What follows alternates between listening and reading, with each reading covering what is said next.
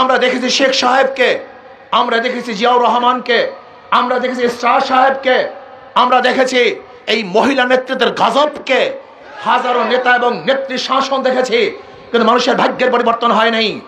বহু দেশ দেখেছি, দল দেখেছি, নেতা দেখেছি, এরপরে দেখলাম বৈষম্য চলছে। আবার 2024 জুলাই আগস্টে বৈষম্য বিরোধী আন্দোলন করেছিলাম, সংগ্রাম করেছিলাম, রাস্তায় নেমেছিলাম জানের মায়া ত্যাগ করে।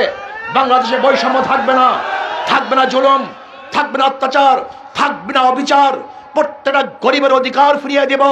কোন মানুষ ক্ষুধার্তহীন থাকবে না, খোলা আকাশের নিচে বাংলাদেশের কোন মানুষ ঘুমাবে না, চিকিৎসাবিহীন বাংলাদেশের একটা মানুষ মারা যাবে না, বাংলাদেশের প্রত্যেকটা মানুষকে শিক্ষায় উন্নতি করব, বাংলাদেশের প্রত্যেকটা জনগণের অধিকারকে ফিরিয়ে দিব। কিন্তু আমরা কি দেখলাম?